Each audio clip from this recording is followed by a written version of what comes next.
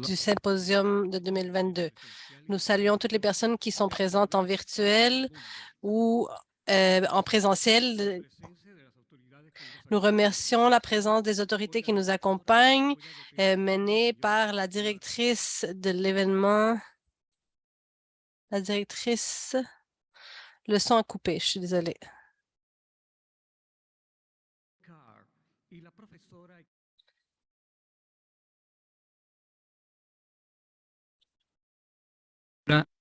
TC, acompañados por académicos, académicas e invitados especiales. Accompagnés par des universitaires et des invités spéciaux. La chaire UNESCO, Démocratie, Citoyenneté mondiale et Éducation transformatoire a mené un symposium intitulé Dialogue et émancipation, qui explorait des sujets liés à la démocratie, à la citoyenneté mondiale et à l'éducation transformatoire. Ce furent 4 jours de conférences, de tables de travail, de discussions universitaires académiques qui ont réuni des chercheurs, des activistes, des artistes et d'autres membres de la société civile mondiale qui ont donné vie à plus de 130 présentations et plus de 40 sessions collaboratives en espagnol, français et anglais. Pour initier cette cérémonie de clôture, nous invitons le Dr Paul Carr, professeur et titulaire de la chaire UNESCO, Démocratie et Citoyenneté mondiale et Éducation transformatoire.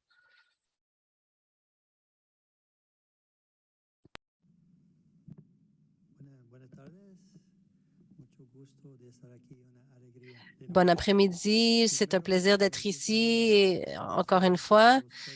Premièrement, j'aimerais reconnaître les peuples autochtones, leur territoire, leur langue, leur culture, leurs valeurs, leurs droits, leurs exigences, leurs réclamations, leurs connaissances et leur existence au Canada et dans toutes les Amériques. Ce symposium a cherché à offrir notre solidarité la plus sincère envers les peuples autochtones. Il y a eu de grands défis, plusieurs langues, cultures, pays, technologies, disciplines, manières d'être, mais nous sommes ici. 4 jours, 36 sessions, 4 plénières, une inauguration, une clôture, 3 animations pour commencer la journée, une collaboration avec les jeunes du Chili, du Mexique, d'Espagne et des activités au Chili. Quelle richesse ce symposium pour vous et pour nous également. De nombreux présentateurs de plusieurs pays, plusieurs sur les peuples autochtones, sur l'environnement, sur la citoyenneté mondiale, sur la paix, la démocratie et l'éducation transformatoire et plus. Des dialogues, des conversations, des délibérations, des réflexions et des solidarités. 4 heures de dialogue et j'espère le plus possible d'émancipation. Des diffusions, des sessions, des interactions, des commentaires partagés, des vidéos sur Facebook.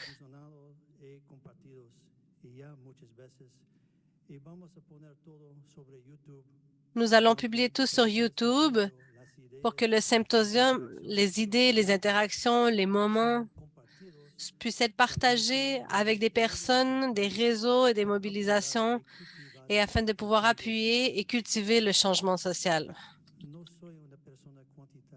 Je ne suis pas une personne quantitative, mais je vais vous présenter quelques chiffres. Je suis dans le qualitatif, mais bon. Plus de 2000 inscriptions pour les inscriptions de Zoom de plus de 50 pays. Plus de 2500 interactions sur Facebook jusqu'à maintenant. Cet écosystème, ces dialogues, j'espère qu'ils continueront à travers d'autres dialogues avec l'objectif de créer la paix et la solidarité. Toutes les sessions ont été présentées via YouTube et nous diffuserons également sur Instagram et d'autres réseaux sociaux. Je crois que les sessions ont été perspicaces et transformatrices. Véritablement, cette expérience de mettre tout ce contenu dans un cadre d'implication m'a fait énormément de bien et j'espère qu'à vous aussi. La première photo, je ne sais pas si Christian est là. Il y avait 3 photos que nous avions choisies. Donc, salutations et félicitations à notre chaire de l'UNESCO Montréal.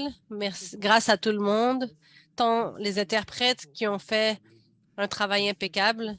Notre équipe s'est assurée de la transmission des sessions, des enregistrements, des communications, de la gestion des réseaux sociaux, des inscriptions et les communications avec plusieurs personnes et organisations. On vous embrasse fort à toute l'équipe qui est là-bas au Canada.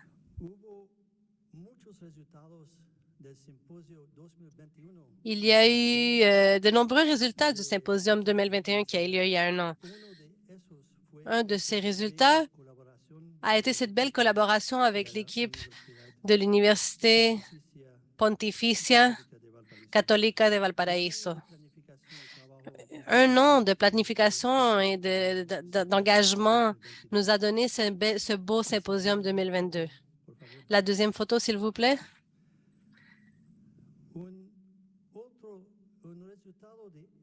Un autre des résultats de ce symposium actuel. J'ai l'honneur d'annoncer que la chaire UNESCO des MST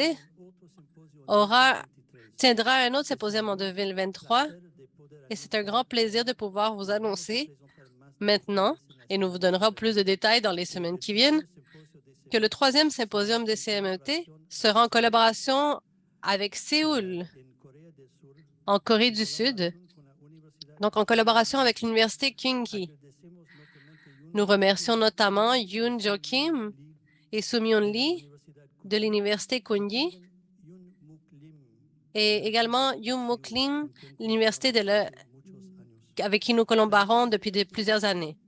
L'Université Kyunghee a été fondée sur les principes de l'avancement et de la civilisation, la réalisation de la paix mondiale et la création d'une nouvelle culture, ainsi que la promotion du bien-être de l'humanité.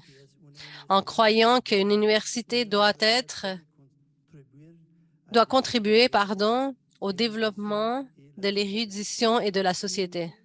Kyunghee a cherché la paix par l'intermédiaire de plusieurs campagnes sociales dans le dernier demi-siècle. Il contribue à une tradition en tant que sanctuaire de l'érudition et de la paix, pour la connaissance et l'érudition, ainsi que pour le complément de leurs rêves et visions de l'humanité. La 3e photo, s'il vous plaît. Et de ce beau symposium qui a eu lieu en 2021, nous avons pu, avec la collaboration d'environ 40 collaborateurs, collaboratrices d'une vingtaine de pays, nous avons pu réaliser le livre Épicentre, qui se trouve en 6 langues et qui sera disponible prochainement. Le livre a été édité par Gina Tézé, Eloy Rivas Sanchez et moi. Et ce projet a été vraiment un plaisir à réaliser. Donc, nous réaliserons un autre projet cette année en tentant de présenter la profondeur et la sagesse des dialogues qui ont été vécus dans ce symposium. Bien sûr, nous cultiverons le plus possible des collaborations, d'autres collaborations également. Et pour finir, j'aimerais mettre de l'emphase sur le fait que la chaire est un écosystème d'idées, de concepts et d'interactions, d'activités et de personnes. Sans Gina, il n'y a pas de chaire. Il y a des collègues très chers qui contribuent d'une manière extraordinaire pour pouvoir développer notre petite famille. Merci à toute l'équipe. Je vous embrasse fortement. Michael Osman, Julie Bergeron, Andrea Gelena Prou, Eloy Rivas Sanchez, Lucie Sauvé, Isabelle Orellana et toutes les personnes qui se trouvent à l'international, incluant Sylvia Redon, Félix Anglorasco, Javier et Orlando Pérez et plusieurs autres. Encore une fois, avec beaucoup d'émotion, beaucoup d'affection, je remercie notre équipe au Canada. Je ne peux pas oublier de saluer spécialement la Commission canadienne pour l'UNESCO, qui sert de pont entre les Canadiens et Canadiennes et le travail vital de l'UNESCO. À travers ses réseaux et ses associés, la Commission fait la promotion des programmes et des priorités de l'UNESCO au Canada et font écho aux voix des experts canadiens et internationaux.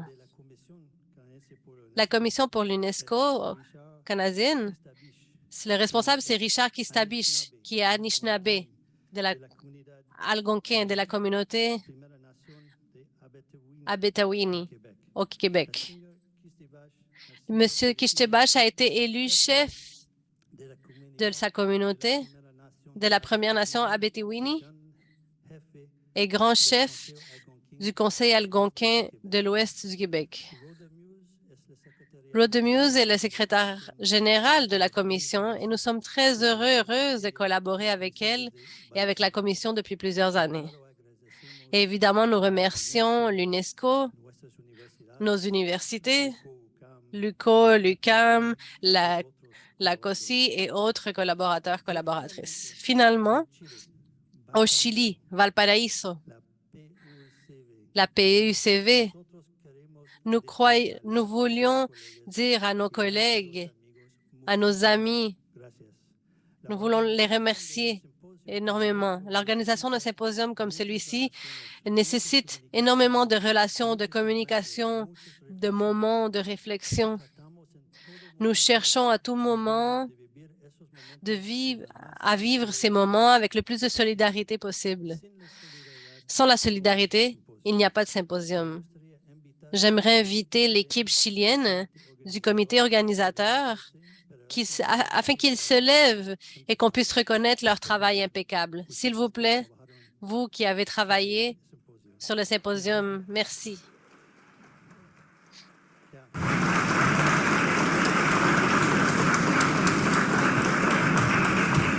Il y a plusieurs personnes qui ont contribué à ce symposium. Nous sommes très heureuses de cette collaboration si agréable et si transformatrice. Je ne veux pas oublier personne et je remercie le soutien et la participation de tout le monde. Pour arriver à maintenant, je voulais seulement remercier de façon directe à Silvia Redon, Cecilia Cortés, Tatiana, Maribel López, Gabriel Muñoz, Marcela Harpa, Macarena Volk, Félix Glasgow et toute l'équipe chilienne pour leur organisation exceptionnelle du travail, leur engagement envers la réalisation de ce symposium. Merci, amis.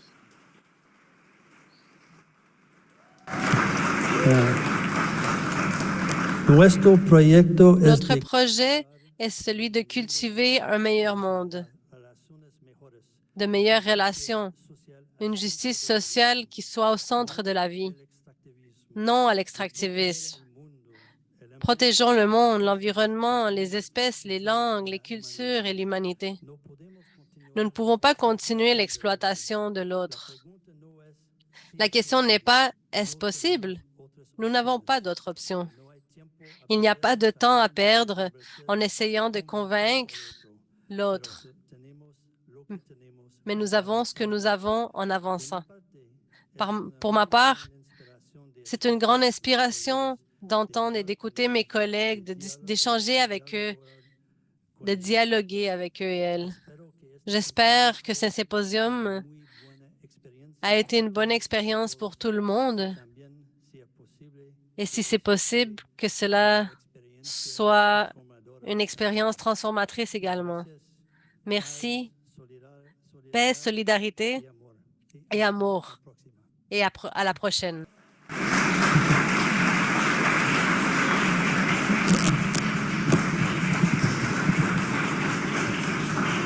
Agradecemos las Nous palabras remercions les paroles du professeur Paul Carle de la chaire UNESCO, Démocratie, Citoyenneté mondiale et Éducation transformatoire.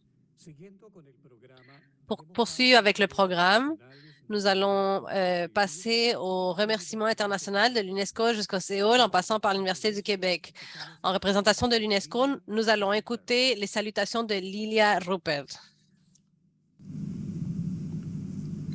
Welcome.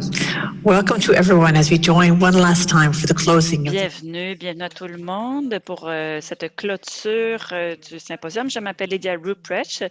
Je travaille à Citoyenneté globale et éducation UNESCO. Merci d'être ici, merci de participer, d'avoir participé à toutes les séances qui ont lieu au cours des dernières journées. C'est extraordinaire d'apprendre et d'interagir avec des collègues de partout dans le monde. Merci également à la présidence, à la chaire de Citoyenneté globale, démocratie et éducation transformatoire d'avoir organisé cet événement couronné de succès. Et merci à tous les partenaires qui ont rendu l'événement possible.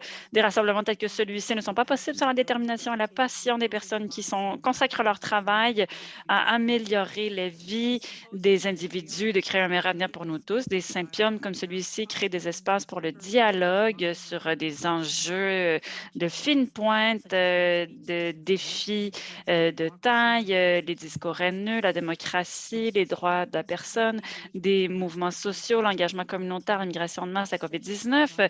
Les séances ont couvert toutes sortes de sujets et donné lieu à des conversations robustes et de riches échanges d'idées.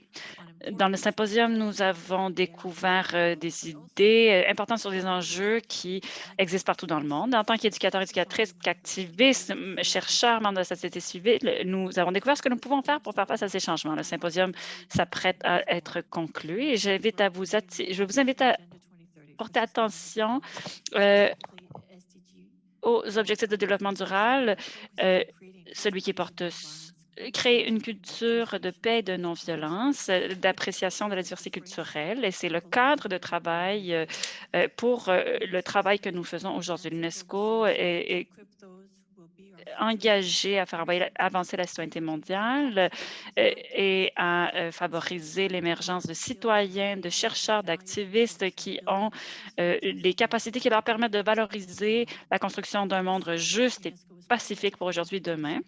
Dans cet esprit, l'UNESCO est ravi de voir la clôture de symposium et nous sommes très enthousiastes de voir le travail que nous faisons ensemble en faveur d'une société plus pacifique et démocratique. J'ai senti de la solidarité et de l'énergie dans les façons dont nous avons communiqué en utilisant différentes plateformes, sur Zoom, en personne et à Valparaiso, au Chili. Nous allons continuer à alimenter les conversations. La conversation ne doit pas s'arrêter ici. Nous allons continuer à travailler ensemble pour atteindre nos objectifs collectifs. Le changement ne s'atteint jamais seul, surtout lorsque c'est du changement démocratique. Nous espérons que vous allez toutes et tous quitter ce symposium inspirés par les conversations auxquelles vous avez participé, par vos collaborations avec les autres et que vous allez être motivés de continuer à innover et de travailler à l'éducation transformatoire et au développement de la citoyenneté mondiale. en la présentation Asia Pacific Center of Education for International. La présentation de Asia Pacific à CEDUP.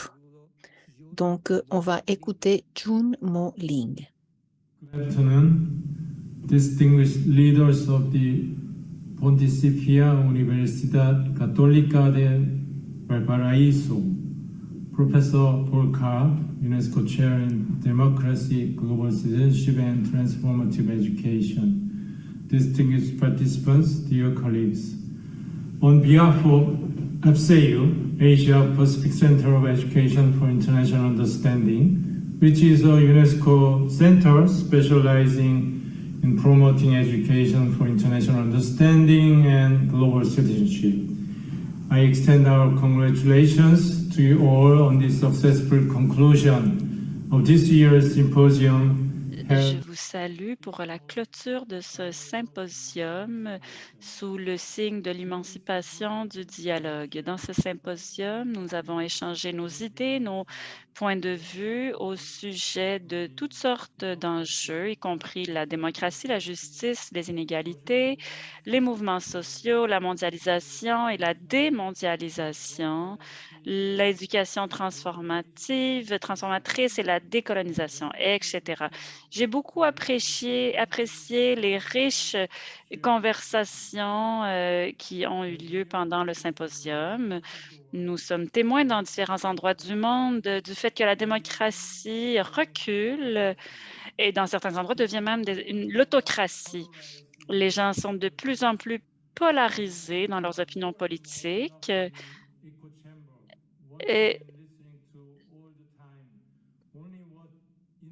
Et les gens écoutent de plus en plus simplement les opinions qui renforcent leur propre point de vue, sans avoir accès à des contre-arguments.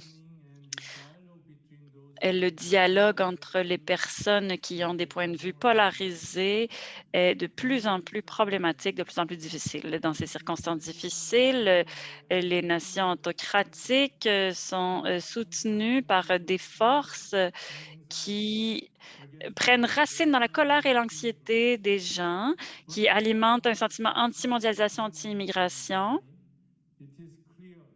Il est clair qu'en tant qu'humains, nous sommes tous interreliés, que nous sommes interdépendants, interdépendantes. Tous les humains sont également interconnectés et dépendants de la nature et des écosystèmes. Dans ce monde d'interconnexion, d'interdépendance, ce qui nous émancipe, ce n'est pas de fuir ces relations, mais plutôt de s'éveiller à cette réalité et d'agir collectivement pour lutter contre les forces qui nous divisent et qui s'accaparent des fruits de la mondialisation. Nous devons lutter contre ces forces et pour ce faire, nous avons besoin davantage de solidarité et de collaboration au sein et entre les nations. C'est avec ce type de rencontres internationales, d'échanges que nous allons pouvoir le faire. Ce sont des événements qui sont essentiels en ces temps d'instabilité. C'est un grand plaisir pour moi d'avoir pu faire partie de cet événement important. Merci pour toutes vos contributions. J'espère vous voir lors de notre conférence internationale sur l'éducation à la citoyenneté mondiale qui aura lieu en ligne la semaine prochaine. Merci.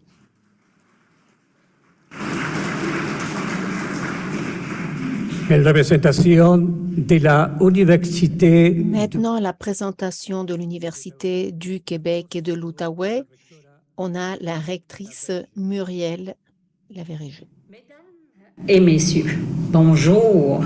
Permettez-moi d'abord de rendre hommage au peuple autochtone, gardien traditionnel des terres où nous travaillons, étudions et vivons. Nous reconnaissons le lien sacré de longue date les unissant à ces territoires qui demeurent non cédés et nous exprimons aux nations hôtes notre sincère gratitude. Miigwech. Je suis très heureuse d'avoir le privilège de m'adresser à vous à l'occasion de la cérémonie de clôture de cet important symposium international sous l'égide de la chaire UNESCO sur la démocratie, la citoyenneté mondiale et l'éducation transformatoire sur le thème « Dialogue et émancipation ». J'en profite d'ailleurs pour féliciter les organisateurs, le professeur Paul Carr de l'UQO, la professeure Gina Thésée de l'UQAM, co-titulaire de la chaire UNESCO, ainsi que leurs nombreux partenaires, dont la Pontificale Université catholique de Valparaiso au Chili, qui vous ont permis de vous rassembler pour partager votre expertise, vos connaissances et vos pratiques innovantes en lien avec les 3 thèmes que sont la démocratie, la citoyenneté mondiale et l'éducation transformatoire. On m'a mentionné que vous étiez plusieurs milliers à participer à ce 2e symposium de la chaire UNESCO DCMET.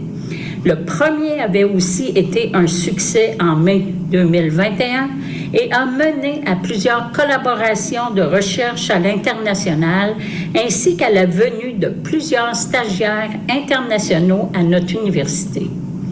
J'ai hâte de prendre connaissance du livre qui en découle et qui est à paraître prochainement sur le titre « L'épicentre, démocratie, éco-citoyenneté mondiale et éducation transformatoire ». Permettez-moi de vous dire quelques mots sur l'Université du Québec en Outaouais, l'UQA, une université à dimension humaine avec nos quelques 7 000 étudiants et étudiantes, dont plus de 600 viennent de 40 pays à travers le monde. L'UQA est donc très fière d'être co-hôte de ce symposium international en collaboration avec l'Université pontificale catholique de Valparaiso. Les 3 thèmes portés par la chaire UNESCO et abordés au cours de ce symposium sont au cœur même de la mission de notre université, donc intimement liés à notre raison d'être. L'éducation est une condition essentielle à la réussite de notre société et joue donc un rôle de premier plan pour la démocratie. En effet, en entraînant une amélioration des conditions sociales et économiques et en favorisant la santé et le bien-être des individus, l'éducation fait en sorte d'alimenter la démocratie et de favoriser la justice sociale. Plus une population est éduquée, plus elle participe au débat et s'exprime. En effet, au fil de leurs études, même de nos institutions, a notamment favorisé le racisme et la discrimination envers les personnes racisées et les personnes autochtones, ainsi que d'autres formes de discrimination basées sur le genre, la langue, la religion, les classes sociales, etc.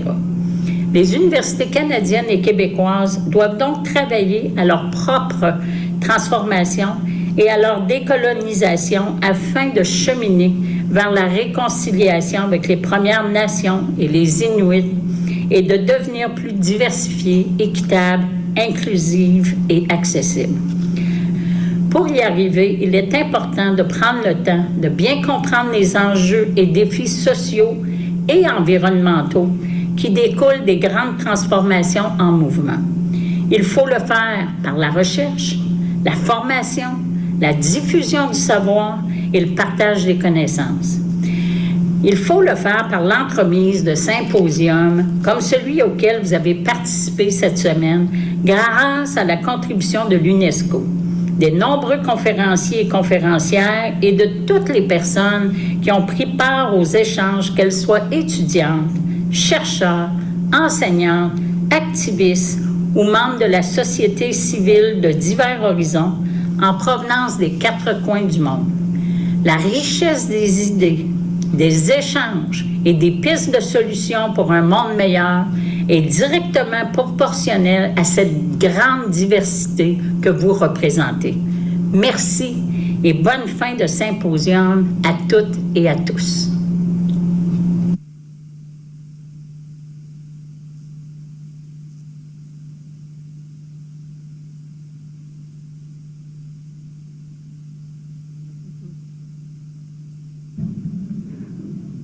Tras estos saludos internacionales, Donc, après avoir écouté ces salutations internationales, voyons la déclaration du dialogue des jeunes.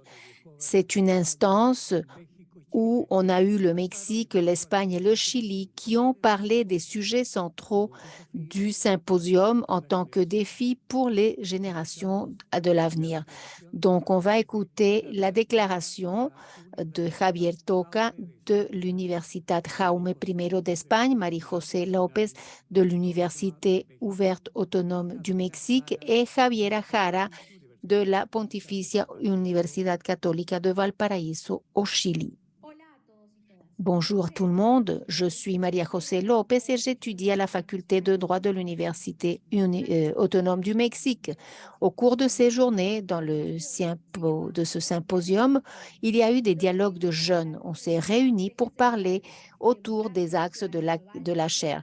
Démocratie, citoyenneté mondiale, éducation transformatoire. Donc, ce qu'on voulait, c'est avoir une déclaration des jeunes autour de ces 3 sujets. En démocratie, il faut faire en sorte que la démocratie soit comprise comme un droit de la personne et pas quelque chose des élites. Et la citoyenneté mondiale pour tout le monde, pour promouvoir des pratiques démocratiques pour les générations de l'avenir. Élite est synonyme d'inégalité. On n'a pas encore la véritable démocratie. Il faut la participation de tout le monde. Il n'y a pas d'une vraie représentation. Il faut construire une démocratie participatoire et la démocratisation des espaces, l'alphabétisation de la démocratie, travailler dans la structure de nos institutions, les rendre fortes pour les transformer en réalité. La reconstruction de la pensée, c'est un élément indispensable pour une démocratie avec de l'empathie. Donc, c'est un sujet autour duquel nous avons discuté parce que c'est un défi à nous. C'est pour ça que notre pratique doit être abordée et se diriger vers une éducation transformatoire. À partir de tout cela, il faut garantir que c'est un droit de la personne. Mais on peut voir maintenant que l'éducation, c'est un privilège et elles ne sont pas nombreuses les personnes qui ont accès à une éducation de qualité. Il y a donc énormément de défis à relever. Et c'est transdisciplinaire parce que les enseignants et enseignantes ne sont pas les seuls qui ont un rôle dans ce processus. Leur rôle est également de travailler avec la famille et les communautés afin d'ouvrir la porte à une éducation de qualité où on va y avoir un échange d'idées et il va y avoir donc un encouragement de la pensée critique émancipatrice. C'est pour ça que les écoles doivent être des espaces où on va voir la multidimensionnalité de l'être humain, où, en plus de développer des capacités et des compétences, on va avoir un apprentissage socio-émotionnel, la collaboration à partir des valeurs comme la tolérance, le respect à la dignité humaine. Et de la même façon, il faut promouvoir l'intérêt pour faire partie de tous ces espaces de participation et prise de décision qui vont impliquer le développement pour les générations présentes afin d'avoir la démocratisation des espaces et il faut commencer à partir du savoir.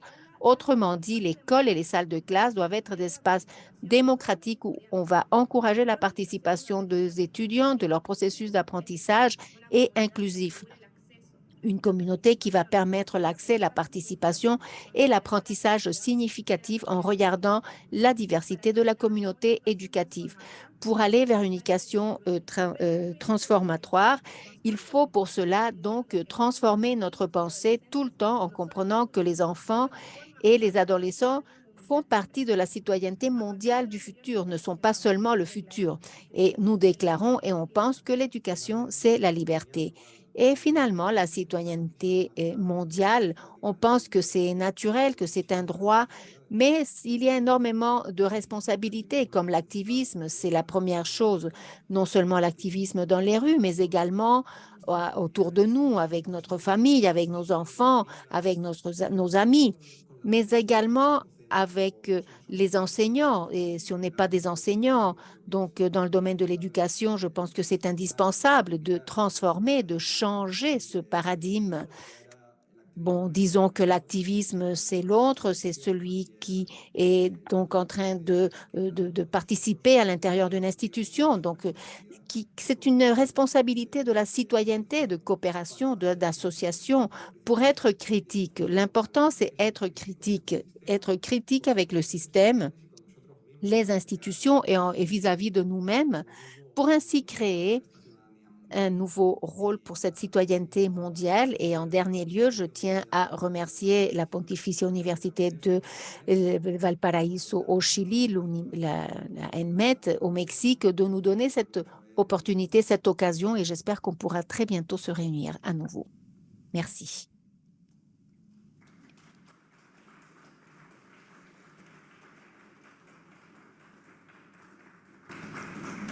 Intervention de la Pontificia Universidad Católica. Intervention de la Pontificia Universidad de Valparaíso. Nous écouterons la directrice de l'école de pédagogie, María Jarpa Sangra.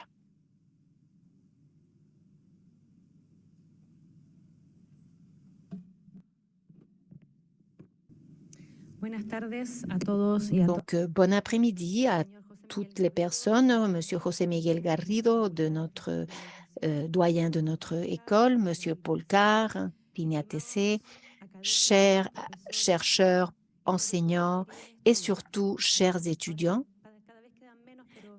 On est de moins en moins nombreux, mais c'est important. Je veux profiter de cette occasion pour saluer et remercier nos invités internationaux qui sont ici avec nous et toutes les personnes, enseignants, chercheurs, activistes qui nous regardent, qui nous suivent dans les réseaux sociaux. Bon après-midi et on a énormément de choses à vous remercier donc de nous avoir accompagnés. Je n'ai pas un discours écrit, mais ce sont plutôt des idées que j'ai construites après ce travail intense et réflexion intense. Cette semaine, à Valparaíso, au Chili, au sein de notre université, il y a deux choses très importantes qui se sont passées. Tout d'abord, c'est notre symposium donc international de la chaire UNESCO de démocratie, citoyenneté mondiale et éducation transformatoire, très important. Et en deuxième lieu, c'est ce côté artistique qu'on a dans cette salle. Et cette semaine, toute l'université est en train de repenser l'université centenaire. On a passé des heures à réfléchir sur l'éducation qu'on veut, notre enseignement supérieur, pour relever les défis du 21e siècle en prenant compte tout ce qui se passe autour de nous. Et je veux partager une petite anecdote avec vous. Lorsqu'on s'est rendu compte que le symposium coïncidait avec donc la présentation des deux réunions, c'est très important, deux événements très importants, comment aller chercher le public. Et je pense que ce défi nous a mobilisés et d'être un problème ou une crise avec des incertitudes, c'est devenu en une excellente occasion. Et en 48 heures, mais c'est également donc, c'est quelque chose qui s'est passé. Donc, la première chose que je veux dire, c'est que les crises doivent nous faire nous arrêter. Des crises politiques, des crises idéologiques, identitaires, des crises d'être également. Les adolescents, et encore aujourd'hui, ont ce genre de crise de savoir qui ils sont, les mariages, quelle est la chose qui est saine dans une crise? Qu'est-ce qui te donne de la paix spirituelle et mentale? C'est de t'arrêter, de prendre le moment, parce que ça ne peut pas te paralyser, ça ne peut pas nous paralyser. Au cours des dernières années, semaines, notre processus de constitution, comme ça a été mentionné, nous fait nous arrêter. Il faut qu'on s'arrête, il faut qu'on repense aux démarches à suivre pour un dialogue, mais toujours en ayant l'objectif commun de faire attention à la personne. On ne peut pas attaquer l'autre parce que l'autre pense différemment à moi. Je ne peux pas annuler l'autre personne parce que son parcours est différent du mien. L'éducation, notre éducation aujourd'hui, notre école, les enseignants, chers étudiants, on a le défi de pouvoir vous appeler à des espaces de travail pour la paix. Et c'est l'invitation que je veux lancer à l'intérieur de cette chaire UNESCO, c'est mener à bien nos efforts académiques, activistes, pédagogiques, politiques, sociaux, de gestion, artistiques, créatifs. Il faut qu'on ait tous le même regard. On a beaucoup étudié le quoi, on a des diagnostics, on a énormément de diagnostics. Même ici, nous savons ce qui s'est passé, nous savons pourquoi ça s'est passé. L'étape suivante maintenant pour faire des progrès, c'est le comment. Mener à bien une action qui nous permette de penser, de faire des choses. On veut tous, surtout ici au Chili, avoir des résultats du moment profond qu'on a vécu. Et également dans le monde, on veut donc sortir de cette récession, de cette pandémie. On veut des dirigeants qui nous montrent comment le faire, parce que le quoi, on le sait déjà. Et mon invitation, et je veux clôturer avec ça, c'est vous inviter à tous pour penser à ce comment.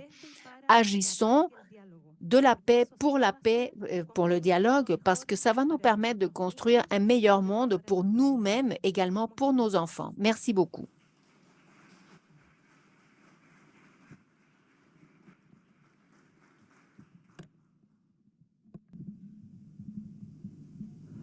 A continuación, el señor Nous aurons maintenant le doyen de la faculté de philosophie et éducation, M. José Miguel Garrido, avec Mme Marcela Jarpa, qui est directrice de l'école de pédagogie, qui va remettre une reconnaissance à M. Paul Carr.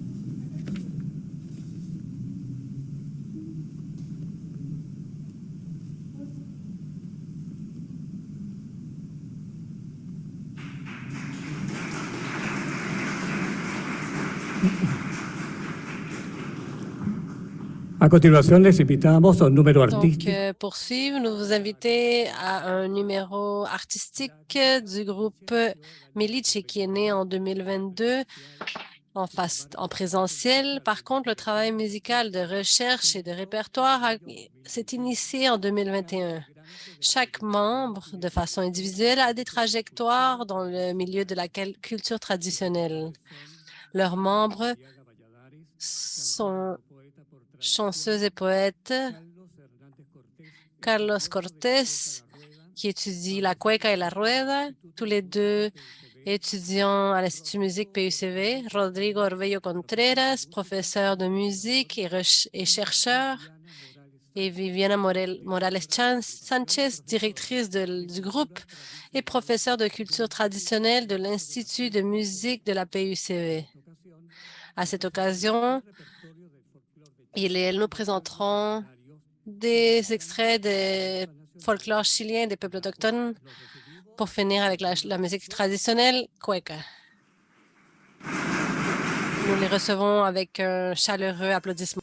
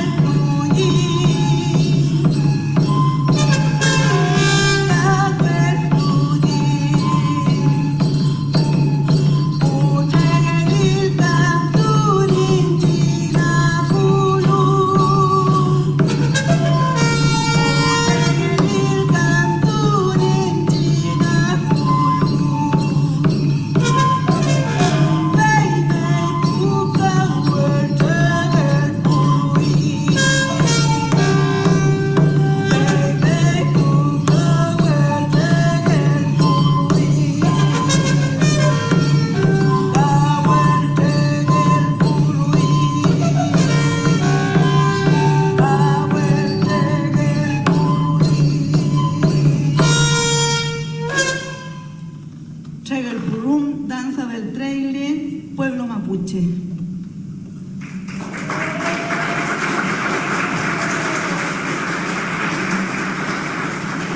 interpréter la danse du traile du peuple mapuche. Chiloé.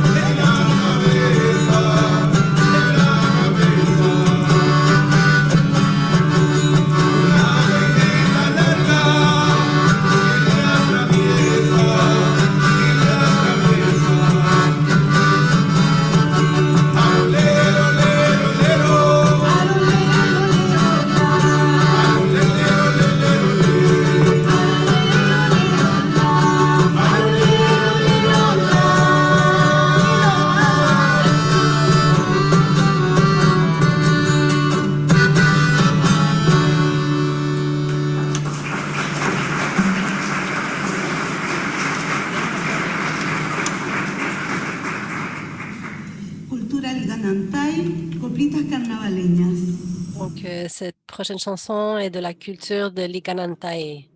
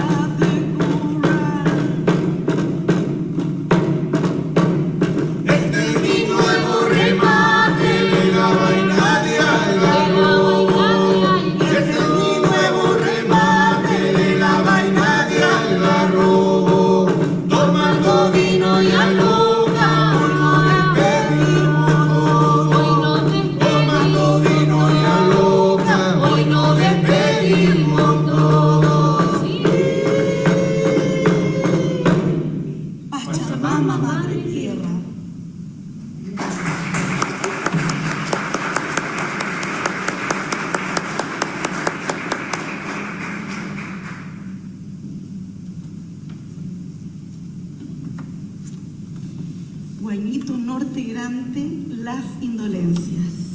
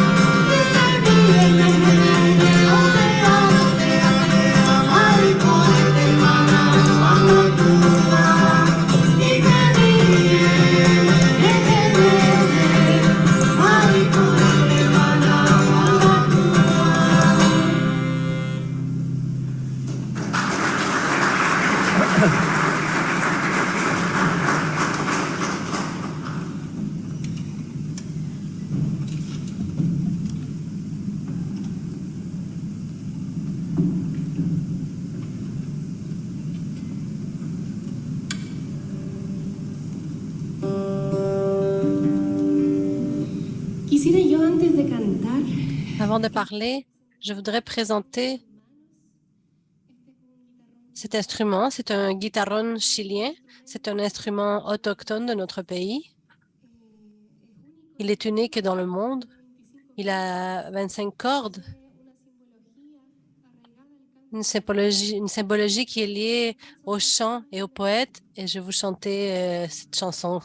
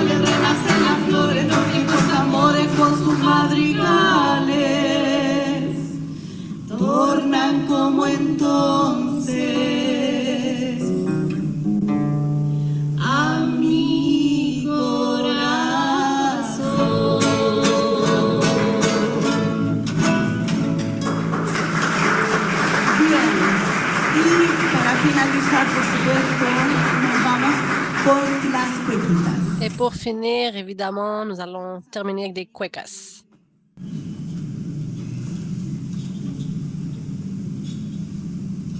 Un aplauso a los bailarines, eso, para que bailen con ganas. Bruno Pizarro, también del Instituto de Música, y Claudia Soto, una excelente bailarina.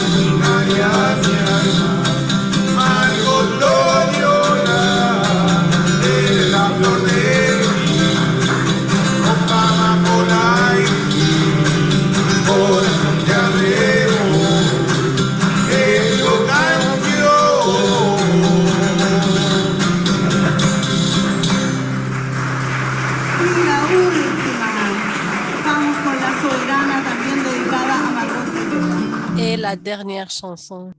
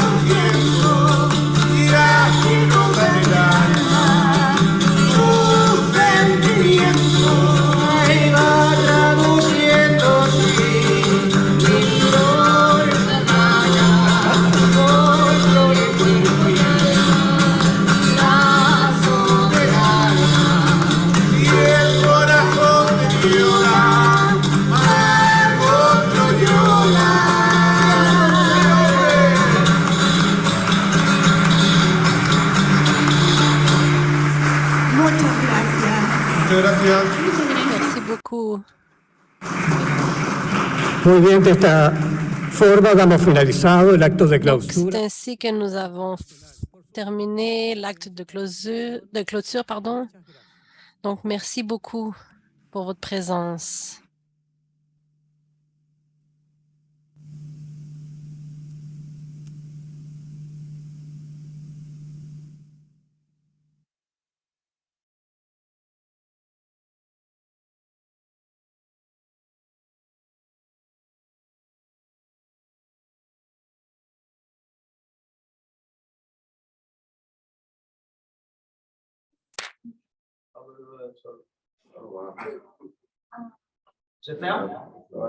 Hemos